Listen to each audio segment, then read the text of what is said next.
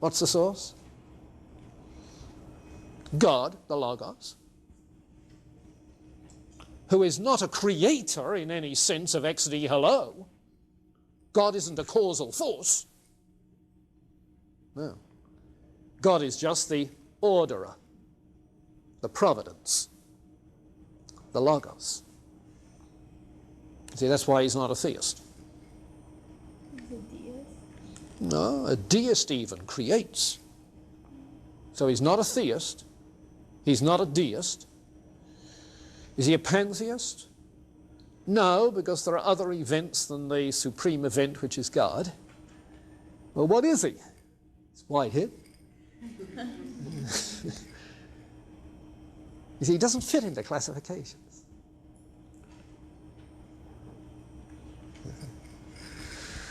Yeah, let me pause there. Do you see what he's doing?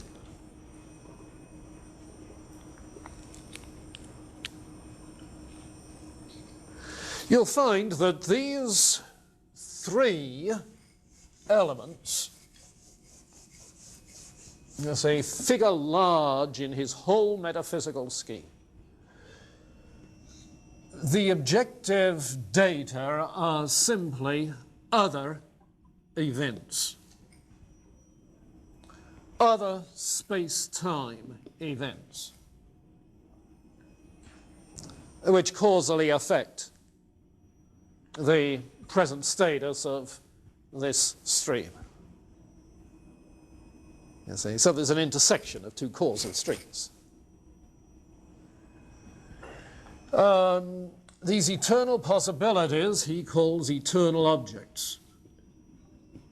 Not objects in the sense of substance, but in the sense of objects of thought, ideas. Ideas are objects of thought, thought objects, you see. These are eternal objects. Events he sometimes calls actual entities.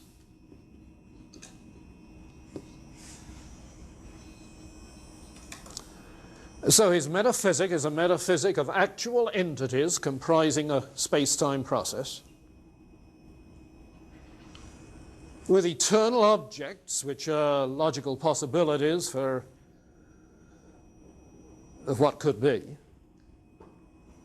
and decisions which account for the individuality of things. What makes this an individual perception, a particular perception? You see, what makes your life your individual life? You see. Well, in that stream there is a decision, a decision, a decision, a decision. You see. A decision which in every case brings what he calls satisfaction, not necessarily emotive satisfaction, but in the sense that the causal stimulus is assimilated in some way into the self.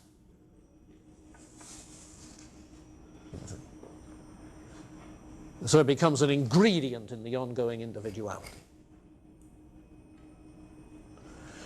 So the process involves individual things causally related to other individual things.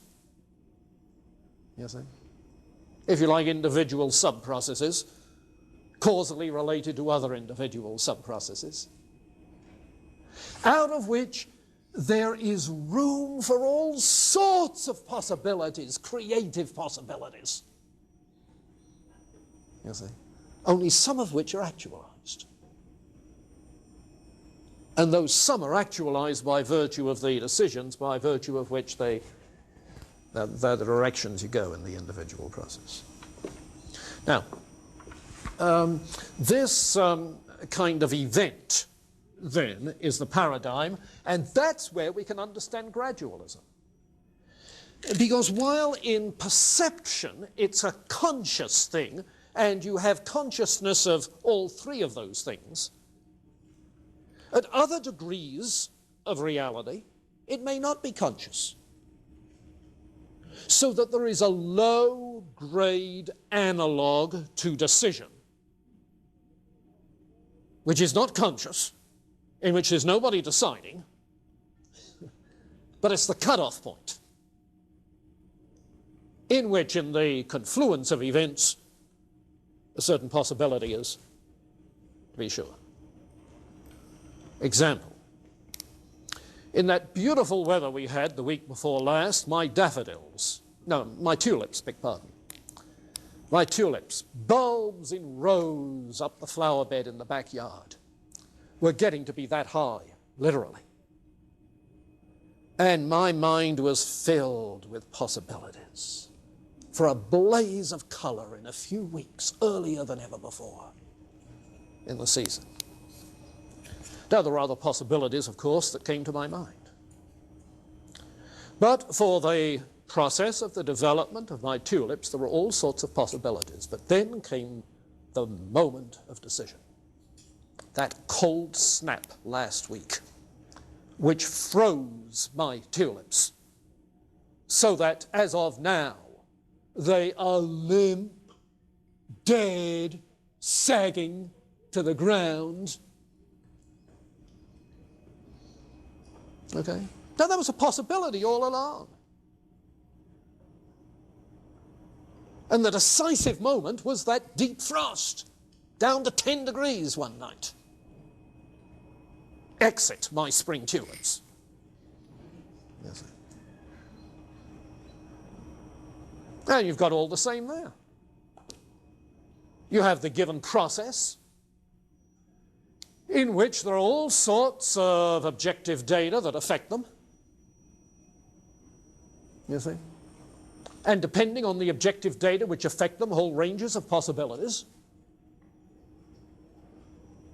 You see? Now, it's much more deterministic with tulips than it is with the conscious decisions that you and I make. You see? He's not saying the decision is free on the part of the tulips, but he is saying that a week before it was indeterminate and was the confluence of events. So in every event you have that. It's the nature of the process. Hey, we went over time, I'm sorry.